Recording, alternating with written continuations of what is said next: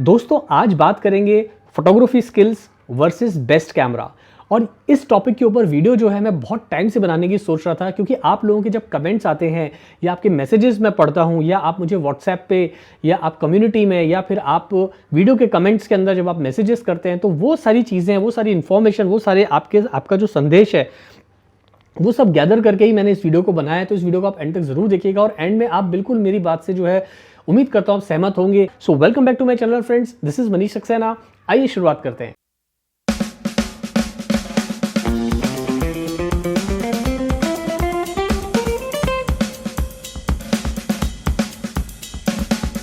दोस्तों जब बात आती है फोटोग्राफी स्किल्स की और कैमरा की, तो यहाँ पर कई सारे फोटोग्राफर्स हैं, वो थोड़ा सा जो है दोस्तों अलग अलग राह पकड़ लेते हैं।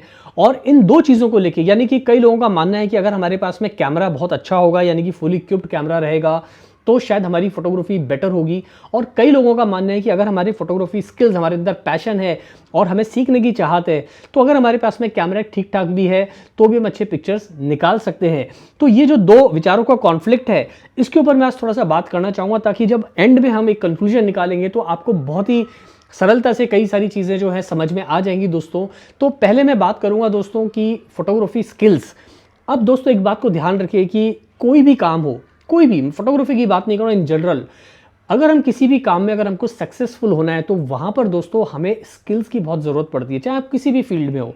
तो स्किल्स जो है ना दोस्तों, वो बहुत ही इंपॉर्टेंट है। अब स्किल्स का मतलब आप चाहे आप कह सकते हैं आपका टैलेंट, आपका पैशन, आपके काम करने का तरीका, यानी कि किस तरह से आप उस काम को करते हैं, कितना सही तरीके से उस काम को करते हैं, यानी कि कितने ठीक ठाक तरीके से हर चीज़ को ध्यान में रखते हुए किसी काम को करते हैं और बेहतरीन काम करते हैं, वो एक तरह से हम कह सकते हैं कि आपके वो स्किल्स हैं।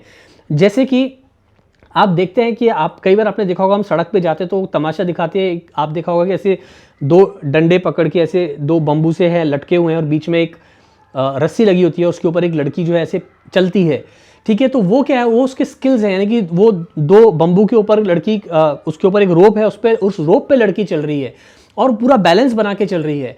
तो यहाँ पर इस बात को आप समझिए कि वो लड़की जब एक कॉर्नर से दूसरे कॉर्नर तक जाती है बगैर गिरे हुए उसी रस्सी पे चलते हुए, तो वो उसके स्किल्स हैं, वो उसका टैलेंट है, जिसके लिए उसने सालों से मेहनत की है, हजारों घंटे, यानी कि जाने कितने टाइम उसने प्रैक्टिस की होगी, तब जाके वो one corner to another corner जो है सक्सेसफुली वॉक करके वो भी रोप के ऊपर पहुंच जाती है। तो वो उस लड़की के स्किल्स हैं। और अगर हम इस बात को ऐसे समझें कि वही चीज़ अगर हम सर्कस में देख रहे हैं, तो वहाँ पर आपको जो बम्बू है उसकी जगह आपको बहुत ही अच्छी क्वालिटी के दो बम्बू मिलेंगे, यानी कि वो ऐसी नॉर्मल लकड़ी के या इस तरह के नहीं होंगे। और जो रस्सी है वो भी बड़ी अच्छी फिनिश के साथ बनी हुई होती है।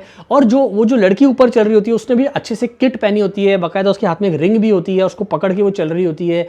यानी ये कहने का मतलब है काम तो वही है, लेकिन यहाँ पर उसके पास में जो है बम्बू बहुत अच्छी क्वालिटी के हैं, रस्सी बहुत अच्छी क्वालिटी की है, लेकिन वहां पर भी जो लड़की एक कॉर्नर से दूसरे कॉर्नर तक जा रही है, वो उस लड़की के स्किल्स हैं। तो अगर आप में स्किल्स हैं तो आपके पास में वो नॉर्मल लकड़ी या वो जो रस्सी होगी, तो आप एक कॉर्नर से दूसरे कॉर्नर तक पहुंच जाएंगे। या अगर आपके पास में बहुत ही अच्छे, जैसा कि सर्कस में फुल इक्विप्ड आपके पास में इक्विपमेंट्स है, बढ़िया तरह का बाम्बू है, अच्छी क्वालिटी का पोल बना हुआ है और अच्छी रस्सी है, अच्छी किट है, एयर कंडीशन के अंदर आप वॉक कर रहे हैं, तो भी आप एक कॉर्नर से दूसरे कॉर्नर जो है आप वहां चले जाएंगे। लेकिन दोनों चीज़ों में एक चीज़ कॉमन है, वो है उस लड़की का स्किल।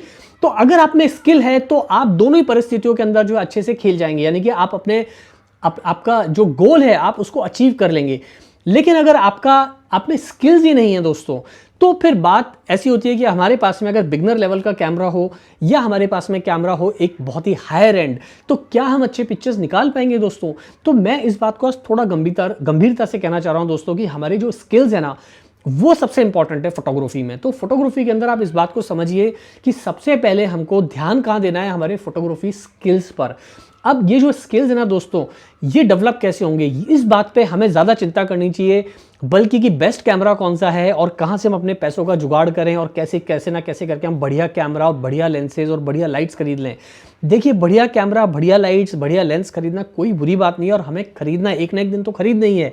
लेकिन उसके जो पहले की चीज़ है ना, मैं आज बस उसी बात के ऊपर आपको डिस्कस करना चाह रहा हूँ, क्योंकि मेरे पास में बहुत सारे जो लोग हैं ना, ये कहते हैं कि सर हमने ईएमआई पे कैमरा खरीदा है और हमारे रिजल्ट जो है वो सेटिस्फैक्टरी नहीं है, और हमने सर फलाना कैमरा खरीद लिया, लेंस भी हमने अच्छा ले लिया क्योंकि हमने कुछ फोटोज़ देखे थे, उनके रिजल्ट देखे थे वेबसाइट पे या हमने वीडियोज़ के अंदर, लेकिन वैसे रिजल्ट हमारे नहीं आ रहे हैं या हमें पिक्चर्स अच्छी नहीं मिल रही है। और फिर प्रॉब्लम ये होती है कि उनका बहुत सारा पैसा जो है वो वहाँ खर्च हो जाता है, उसकी वो ईएमआई भर रहे हैं हर महीने, और पेरेंट्स के ऊपर भी बर्डन आता है। अगर आपने खुद भी कमाया है तो भी आपके ऊपर एक फाइनेंशियल बर्डन आता है। तो मेरा कहने का मतलब है कि कैमरा के ऊपर, बेस्ट कैमरा या बेहतरीन कैमरा पे जाने से पहले हम इस स्किल्स के बारे में आज थोड़ी सी और बात कर लें। तो अब इन स्किल्स को इंप्रूव कैसे करना है दोस्तों, तो पहली और सबसे इंपॉर्टेंट चीज़ है दोस्तों, अगर आप में फोटोग्राफी के लिए पैशन है तभी आप जो है ये सारी चीज़ें करिए।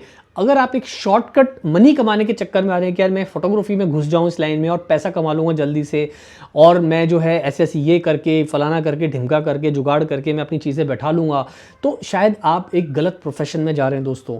तो पहली इंपॉर्टेंट चीज़ होती है आपका पैशन। अब आप में अगर पैशन है तो अब स्किल्स को इंप्रूव कैसे करना है, तो सबसे इंपॉर्टेंट चीज़ है दोस्तों वो है आपके फोटोग्राफी के फंडामेंटल्स, यानी कि फोटोग्राफी के बेसिक्स। अब इसके ऊपर मैंने एक वीडियो बनाया है, बिल्कुल लास्ट वाला वीडियो, आप उसको देखिए ज़रूर। थोड़ा 18 मिनट का वीडियो है लेकिन वो काम का वीडियो है, बहुत लोगों के काम आएगा वो वीडियो। अपनी तरफ से तो मैंने पूरी कोशिश की है, कोई कमी रह गई हो तो आप कमेंट करके बता देना, और भी इंप्रूव करके मैं आगे एक और वीडियो ऐसा बना दूंगा। लेकिन उस वीडियो को आप ज़रूर देखिए, वहाँ मैंने आपको समझाने की कोशिश की है कि फोटोग्राफी बेसिक्स कितने इंपॉर्टेंट है हमारे लिए। अब बेसिक्स के अंदर, फोटोग्राफी के बेसिक्स में आता है कि हमें आईएसओ की, शटर स्पीड की और एपर्चर की समझ होनी चाहिए, यानी कि कैमरा कैसे वर्क करता है, उसका बेसिक फंडामेंटल क्या है, उसका बेसिक मैकेनिज्म क्या है। और सबसे बड़ी चीज़ यह है कि अगर हमें ये तीनों चीज़ें समझ में आ गई कि ये ट्रायंगल किस तरह से, एक्सपोजर ट्रायंगल किस तरह से काम करता है, तो हमारी आधी से ज़्यादा मुसीबतें खत्म हो जाएंगी। और दूसरी चीज़ पे हमें क्या फोकस करना है, नंबर 2 है, वो है हमारा लाइट। अब लाइटिंग दोस्तों, मैं हमेशा अपने वीडियोस में बोलता हूं कि lighting is everything in photography. तो अब आपको लाइट पे फोकस करना है कि लाइटें जो हैं हर डिफरेंट कंडीशंस में लाइट किस तरह से बिहेव करती है। टंगस्टन लाइट, जैसे मैं भी ट्यूबलाइट में बैठा हूं तो ट्यूबलाइट किस तरह से बिहेव करती है, कितनी लाइट अवेलेबल होती है रूम के अंदर जनरली, या अगर आप कहीं बाहर जा रहे हैं, स्ट्रीट लाइट है वो किस तरह से जो है बिहेव करती है। या आप नेचुरल लाइट में, सनलाइट को आप देखेंगे तो दिन के टाइम में, सुबह के टाइम में, शाम के टाइम में सनलाइट किस तरह से बिहेव करती है, या बारिश के टाइम में जो नेचुरल लाइट होती है वो किस तरह की होती है।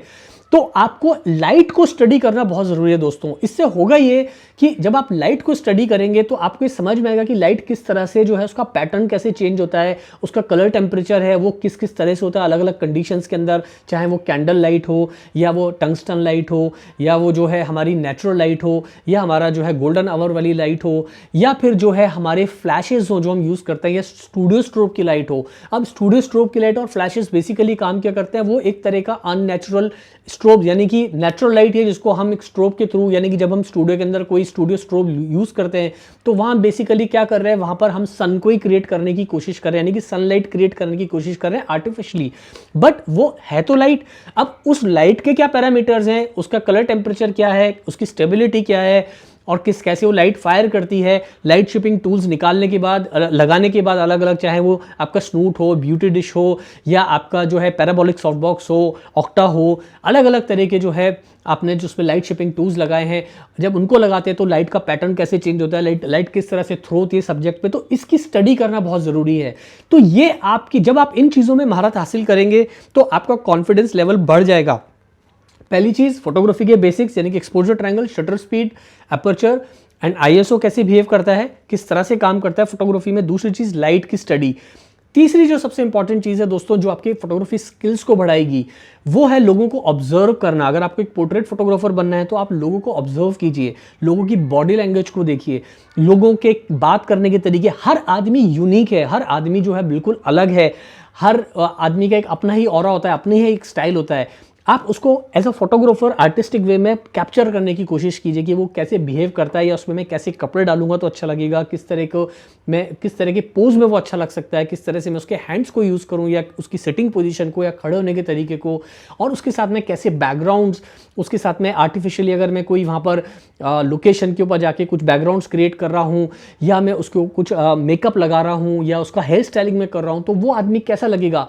तो यहाँ पर आपको जो अपना क्रिएटिव जो प्रोसेस है, ये फोटोग्राफी के टेक्निकल चीज से रिलेटेड नहीं डायरेक्टली, लेकिन वो आपकी क्रिएटिव माइंड, जो एज अ फोटोग्राफर जो आपका क्रिएटिव माइंड है, उससे बहुत इंपॉर्टेंट, उसके लिए बहुत ही इंपॉर्टेंट है। वो डायरेक्टली रिलेट करता है आपकी क्रिएटिविटी से।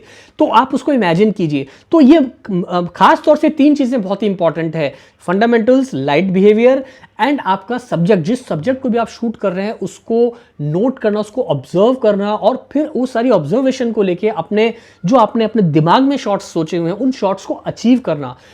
अब ये इस पूरे प्रोसेस के अंदर दोस्तों अभी फिलहाल कहीं पर भी जो है आपको बेस्ट कैमरा का पिक्चर नहीं आता है, लेकिन वो आएगा धीरे धीरे, मैं आपको बताऊंगा एंड में। तो पहली चीज हमको ध्यान रखनी है हमारे स्किल्स के ऊपर।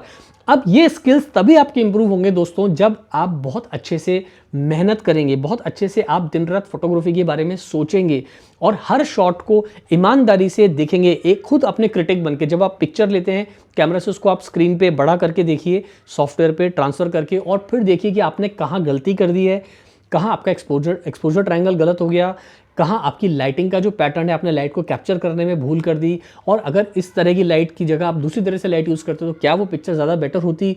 या फिर आपको ये देखना है कि क्या आपने मॉडल की बॉडी लैंग्वेज में या जो भी आपका सब्जेक्ट है वहाँ पर आपने मोमेंट को कैप्चर करने में कहीं आपका शटर थोड़ा लेट प्रेस हो गया, जल्दी प्रेस हो गया, या कहीं उसमें कुछ कमी रह गई। तो ये तीनों चीज़ें जब दोस्तों परफेक्ट होंगी ना, तब आपकी पिक्चर्स जो है वो बहुत ही खूबसूरत निकलेंगी। तो यहां पर जो है दोस्तों अब ये तीन चीजें हैं, एक्सपोजर ट्रायंगल, लाइट और आपका बॉडी लैंग्वेज। अब यहां पर तीनों के अंदर दोस्तों ऐसा नहीं है कि अगर आपके पास में हायर एंड कैमरा होगा तो उनमें से कोई चीज बेटर हो जाएगी। यस, हायर एंड कैमरा में कुछ फीचर्स होते हैं जो आपको कुछ सर्टेन कंडीशंस के अंदर हेल्प करते हैं आपके पिक्चर्स को एनहांस करने, not quality of pictures but pictures की जो फॉर्मेट है उसको बेटर बनाने के लिए। फॉर एग्जांपल अगर आपने हायर एंड कैमरा यूज़ किया है तो हो सकता है वो लो लाइट कैपेबिलिटीज़ उसकी थोड़ी अच्छी हो, लेकिन अगर आपके पास में एक ऐसा कैमरा है जिसकी लो लाइट कैपेबिलिटीज़ उतनी अच्छी नहीं है तो भाई आप एक एक्स्ट्रा लाइट यूज़ कर सकते हैं, आप शूटिंग का टाइम चेंज कर सकते हैं, आप शूटिंग की जगह चेंज कर सकते हैं ताकि लाइट आपको अपने लिए अनुकूल मिले। टोटल कहने का मतलब यह है कि दोस्तों आपको इस तरह के अरेंजमेंट्स करने होंगे जहां पर आप अपने टैलेंट को, अपने स्किल्स को जो है वो ठीक तरह से एग्जीक्यूट कर सकें। वेदर आपके पास में अच्छा कैमरा है या आपके पास में एक बिगनर लेवल का कैमरा है या बीच का एक मिड सेगमेंट कैमरा है, तो ये चीजें दोस्तों थोड़ी सी इंपॉर्टेंट हो जाती हैं फोटोग्राफी के अंदर। अब बात करता हूं दोस्तों मैं बेस्ट कैमरा के बारे में। अब बेस्ट कैमरा देखिए दोस्तों, मैंने एक वीडियो बनाया था बहुत पहले इसके ऊपर, तो थोड़े टाइम पहले, और एक बार पहले भी बना चुका हूं। कोई भी कैमरा जो है परफेक्ट नहीं होता है। बेस्ट कैमरा वो होता है जो इस साल रिलीज हुआ है और कंपनी भी ऐसी कहती है कि भाई this is the best camera ever. तो कोई भी कैमरा जो है वो बेस्ट नहीं होता। हाँ, हर साल कंपनीज कुछ नए फीचर्स ऐड करती जाती हैं और फिर वो आपको बेचती हैं, आप अपना गाढ़ा पैसा उसमें लगा के खरीदते हैं। अब वाकई वो फीचर्स आपके काम के हैं या नहीं ये एक अलग सवाल है। काफ़ी सारे लोग खरीद लेते हैं लेकिन उन फीचर्स को शायद वो एक बार भी यूज़ नहीं करते। तो अब बेस्ट कैमरा अगर हमको चूज़ करना है तो दोस्तों यहाँ पर आपको सबसे पहले आपको एक बात को ध्यान रखना है कि अगर आप एक बिगनर फोटोग्राफर हैं तो मैं आपको ये कहना चाहूँगा कि सबसे पहले आप कोई भी रीजनेबली एक एंट्री लेवल कैमरा से अपनी शुरुआत करिए। क्यों? क्योंकि आप यहाँ पर जो भी मैंने तीन चीज़ बताई है पहले, उन तीन चीज़ों की आपको अच्छे से प्रैक्टिस करनी है। आपको बेसिक्स को सीखना है, लाइट को समझना है और सब्जेक्ट को ऑब्जर्व करना है। इसके लिए आपके पास में एक बेसिक कैमरा 50 mm का लेंस या 35 mm का लेंस, आपने 2 लेंस ले लिए, प्राइम लेंस काफ़ी है। आप बहुत कुछ उस पर सीख जाओगे। 1 साल आपको उसी पे काम करना है। अगर आपकी ये चीज़ें आपको समझ में आ गई जो मैं कह रहा हूँ, उसके बाद आपके अंदर बहुत सारा कॉन्फिडेंस होगा दोस्तों, और फिर हो सकता है कि आप बहुत महंगा कैमरा खरीदने में बिल्कुल नहीं झिझकें, क्योंकि अब आपका जो नॉलेज है, आपका जो कंट्रोल है लाइटिंग पे, एक्सपोजर ट्रायंगल पे, बेसिक्स पे, आपकी सब्जेक्ट पे आपकी पकड़ वो काफ़ी अच्छी हो चुकी है 1 साल के अंदर। तब आप अगर 2 लाख या 3 लाख या 4 लाख रुपए का भी कैमरा लेंगे तो आपको डर नहीं लगेगा, क्योंकि आप कॉन्फिडेंट हो। अब आपको पता चल चुका है कि ये चीज़ इंपॉर्टेंट है, ना कि कैमरा मुझे, क्योंकि मैं ज़्यादा पैसा डर रहा हूँ तो मुझे एक सर्टेन सिचुएशंस के अंदर बेनिफिट देगा। तो पहली चीज़ तो ये। अब अगर आपके पास में पैसा है दोस्तों, कोई बात नहीं, आप एक महंगे कैमरे से भी फोटोग्राफी सीख सकते हो। ऐसा कोई रूल नहीं है कि आपको बिगनर कैमरा से ही सीखनी है, but if you have good money in your pocket you can by the most expensive camera and start learning photography. अब लेकिन जब बात आती है कि हमको कैमरा कैसे चूज करना है, तो यहां पर भी आपको इस बात को समझ लेना है कि भाई कैमरा आपको ये समझ के नहीं खरीदना है कि कंपनी क्या कह के बेच रही है। कैमरा आपको ये समझ के बेस्ट, उस कैमरा को बेस्ट बनाना है कि आपको किस तरह के फीचर्स चाहिए। कि अब इसमें क्या होगा कि ये नहीं कि आपको निकॉन लेना है, सोनी लेना है या कैनन लेना है, तीनों ही बहुत अच्छे कैमरास बनाते हैं, कोई फर्क नहीं है दोस्तों। देखिए ये सब कहने की बात है। अगर मैं आपको 3 फोटोज दिखाऊंगा, पूछूंगा ये निकॉन पे है, सोनी पे या कैनन पे, तो आप यकीन मानिए आप नहीं बता पाएंगे कौन से कैमरे पे पिक्चर शूट की गई है। थोड़ी बहुत कलर साइंस यहाँ वहाँ होती है, वो हम हमेशा ट्वीक कर सकते हैं पोस्ट के अंदर, बट फंडामेंटल्स तीनों में एक से ही काम करते हैं। यहाँ पर आपको देखना है कि किस ब्रांड के कैमरा में आपके मनपसंद के जिस तरह के फीचर्स आपको चाहिए वो फीचर्स आपको कहाँ मिल रहे हैं। और आपको पता कैसे चलेगा आपको फीचर्स कौन से चाहिए, वो आपको तभी पता चलेगा दोस्तों जब आप ये पहले की 3 चीज़ें जो फोटोग्राफी स्किल्स को इंप्रूव करने के लिए मैंने कहा है, तो वहाँ से आपको पता चलेगा कि भाई इसके अंदर शटर स्पीड मैक्सिमम कितनी जा सकती है या इसका लो लाइट कैपेबिलिटीज़ कितनी है, क्योंकि आप इन चीज़ों को कर चुके हो, 1 साल से आप प्रैक्टिस कर रहे हो, आपको पता चल जाएगा कि इसका ISO का रेंज कहाँ तक बेस्ट है। उसके बाद जो है ये कैमरा बराबर से नहीं परफॉर्म करता है। इसी तरह से आपको ये पता चल चुका होगा कि इसका जो ISO का रेंज है वो कहाँ तक है, उसके बाद जो है कैमरा हाथ खड़े कर देता है। उसी तरह से जो अलग अलग जब आप 35 mm का लेंस या 50 mm के लेंस पे फोटोग्राफी करते हैं तो आपको पता चल जाएगा कि डिटेलिंग जो है 1.8 के लेंस में कितनी आपको मैक्सिमम कितनी मिल रही है। तो फिर आप 1.2 का लेंस भी लेंगे तो आपको डर नहीं लगेगा, क्योंकि वो और उसकी प्राइस में लगभग 1-1 लाख 1.5 लाख रुपए का फर्क आ जाता है दोस्तों। तो आप ये सारी चीज़ें 1 साल तक टेस्ट कर चुके हैं, तो अब आपको पता चल जाएगा कि अब जो नेक्स्ट कैमरा आपको लेना है वहाँ पर आपको कौन से फीचर्स चाहिए होंगे, आपको किस तरह की फ्रेम्स पर सेकंड कितनी स्पीड चाहिए होगी, किस तरह की आप फोटोग्राफी करते हैं, लो लाइट कैपेबिलिटीज़ कैसी चाहिए होंगी, और उस कैमरे में ऑटो फोकस पॉइंट्स कितने हैं, या अगर आप मैनुअल फोकस करते हैं तो वो मैनुअल फोकसिंग में किस तरह से वो आपको हेल्प कर सकता है, उसका वेट कितना है, साइज़ कितना है, उसकी ग्रिप कैसी है, उसके अंदर कितने लेंस की क्या क्या कॉम्पेटिबिलिटीज़ है, कितने तरह के लेंसेज उसमें लग जाते हैं। तो ये सारी चीज़ें आपको पता चल चुकी होंगी क्योंकि आपने 1 साल काम किया। अगर आप स्किल्स पे काम ही नहीं करोगे तो वो बात ऐसी हो गई दोस्तों कि अगर मैं आपसे कह दूं कि भाई आपको मैं एक बहुत बढ़िया यानी कि एक वानखेड़े स्टेडियम में सचिन तेंदुलकर का बैट दे दूं हाथ में, वही स्टेडियम दे दूं, उसी तरह का जो है एक सीजन बॉल दे दूं हाथ में, प्रोफेशनल बैट दे दूं और आपसे कहूं कि अब आप सेंचुरी मार के दिखाओ, तो आप क्या मारोगे? नहीं मारोगे। क्यों? क्योंकि वहां पर आपने सचिन तेंदुलकर की सारी चीज़ें तो यूज़ कर ली हैं, वही ग्राउंड, वही बैट, वही बॉल, सब कुछ वो यूज़ कर लिया है। लेकिन स्किल्स, व्हाट अबाउट स्किल्स? तो स्किल्स ही नहीं होंगे तो नो मैटर, आप बहुत बेटर से बेटर जगह भी खड़े होगे तो वहां पर भी आप 0 स्कोर करने वाले हो। तो यहां पर आपको स्किल्स जो है उस पर ध्यान देना है। सचिन तेंदुलकर भी एक दिन में इतना बड़ा प्लेयर नहीं बना था, वो भी छोटे छोटे मैदानों में खेल के, छोटे छोटे ग्राउंड्स में, छोटे छोटे टूर्नामेंट्स, छोटी छोटी प्रैक्टिस करके वो इतना बड़ा हो गया कि क्योंकि वो स्किल्स डेवलप कर लिया और फिर उसको मालूम है अब वो कोई भी स्टेडियम में खेलेगा, he is going to perform because उसने इतनी मेहनत कर ली अपने स्किल्स पे। तो यहाँ पर दोस्तों best camera versus photography skills के अंदर हमेशा फोटोग्राफी स्किल्स ही जो है वो हमेशा जीतेंगे दोस्तों। एक बात और मैं आपको बता दूं, अगर आपके पास में बेस्ट कैमरा नहीं भी है, आपके पास में एक बिगनर लेवल का कैमरा है और आपका इन सारी चीज़ों पे कमांड है, तो यकीन मानिए आप बिल्कुल बहुत ही अच्छी क्लैरिटी के साथ में पिक्चर्स निकाल पाएंगे। आपने खुद नोट किया होगा कई लोग जो हैं बिल्कुल ठीक ठाक कैमरा पे, ठीक ठाक लेंसेज में बहुत ही खूबसूरत पिक्चर्स निकाल लेते हैं। द रीज़न इज कि they have tremendous command over their photography skills and photography knowledge. Technical knowledge उनका इतना अच्छा होता है कि अगर वो बड़ा कैमरा नहीं भी है तो भी वो एक बड़े कैमरे के जैसे ही, यानी कि एक जो भी उसमें फीचर्स हैं उनको वो सरपास कर देते हैं। यस, बड़े कैमरा में या महंगी कैमरा में या एक्सपेंसिव या हाई एंड कैमरा में कुछ फीचर्स अच्छे होते हैं, जैसे कि वहाँ आपको जो है रॉ फाइल का साइज़ आपको बहुत बड़ा मिल जाता है, वहाँ आपको मेगापिक्सल थोड़े ज़्यादा मिलते हैं तो आप आसानी से क्रॉपिंग कर पाते हो, लो लाइट के फीचर्स उसमें थोड़े अच्छे मिल जाते हैं, फ्रेम्स पर स्पीड जो है वो आपको थोड़ी ज़्यादा मिल जाती है। बट क्या वाकई आपको इन सब चीज़ों की ज़रूरत है अपनी फोटोग्राफी में? अगर ज़रूरत है तो इन्वेस्ट करिए। कई लोग सोचते हैं कि यार मेरे पास में अगर फुल फ्रेम कैमरा है तो ही मेरी फोटोग्राफी अच्छी होगी। डेफिनेटली फुल फ्रेम कैमरा का एडवांटेज है, बट अगर आपके पास में क्रॉप सेंसर कैमरा है तो इससे आपकी पिक्चर की क्वालिटी नहीं घट रही है। आपका सिर्फ जो थोड़ी बहुत डिटेलिंग कहाँ जाती है कि क्रॉप छोटा सेंसर है तो लो लाइट में थोड़ा बैड परफॉर्मेंस देगा, या जो उसका बोके आपको बनाना है, बैकग्राउंड थोड़ा ब्लर करना है, वो स्लाइटली थोड़ा सा कम आपको नजर आएगा एज कंपेयर टू जो फुल फ्रेम कैमरा है। अदरवाइज नॉट मच डिफरेंस दोस्तों। कभी मैं वीडियो बनाऊंगा जिसमें मैं आपको दोनों मतलब नेक टू नेक दिखाऊंगा, एक पिक्चर में क्रॉप सेंसर पे शूट करूंगा और एक पिक्चर में शूट करूंगा फुल फ्रेम पे, तो आपको थोड़ा सा एक आइडिया आएगा देखने में। तो मेरा कहने का मतलब है दोस्तों, यहाँ पर फोटोग्राफी स्किल्स को आज आप थोड़ा सा सीरियसली लेके चलिए दोस्तों, क्योंकि स्किल्स अगर हमारे अच्छे हैं तो फिर बेस्ट कैमरा कोई भी आप लोगे वो आपके लिए बेस्ट ही रहेगा। अब दूसरी चीज़ आपको एक बात ये भी ध्यान में रखनी है दोस्तों कि जब हम बात करते हैं फोटोग्राफी स्किल्स की, तो यहाँ पर एक अनलिमिटेड प्रैक्टिस है। ये एक अनलिमिटेड, ये इतनी गहरी फील्ड है कि सालों लग जाते हैं तो भी हम फोटोग्राफी में मास्टरी नहीं कर पाते, क्योंकि every day you have to learn something new और रोज नए नए चैलेंजेस आते हैं। तो आपको एक डिसिप्लिन बनाना बहुत जरूरी है अगर आपको एक अच्छा फोटोग्राफर बनना है। डिसिप्लिन से मतलब ये है कि आपको ये तय करना पड़ेगा कि आपको कितना टाइम फोटोग्राफी को देना है, और जब आप उस टाइम को देना शुरू करेंगे फोटोग्राफी में, तभी आप जो है एक सीरियसली, एक सही मायने में एक प्रोफेशनल फोटोग्राफर, एक सीरियस फोटोग्राफर, एक टैलेंटेड फोटोग्राफर और आप एक बड़े लेवल के फोटोग्राफर बनोगे। क्योंकि डिसिप्लिन बहुत ज़रूरी है दोस्तों, और कोई भी प्रोफेशन हो वहाँ पर डिसिप्लिन अगर नहीं है तो नो मैटर आप में कितना भी टैलेंट हो, आप में कितना भी आपके पास में अच्छे गियर्स हो, तो भी दोस्तों वो टैलेंट थोड़ा पीछे रह जाता है क्योंकि डिसिप्लिन वहाँ पर नहीं है। तो उम्मीद है आपको इस वीडियो के अंदर इस बात को थोड़ा समझ में आया होगा कि फोटोग्राफी स्किल्स कितने इंपॉर्टेंट है हमारे लिए। तो बेस्ट कैमरा इस वक्त आप भूल जाइए, इस वक्त हमें ध्यान रखना है फोटोग्राफी स्किल्स का। एंड जब आप कॉन्फिडेंट हो, आपको लगे यस आपका कमांड है, then that is the right time to buy a best camera.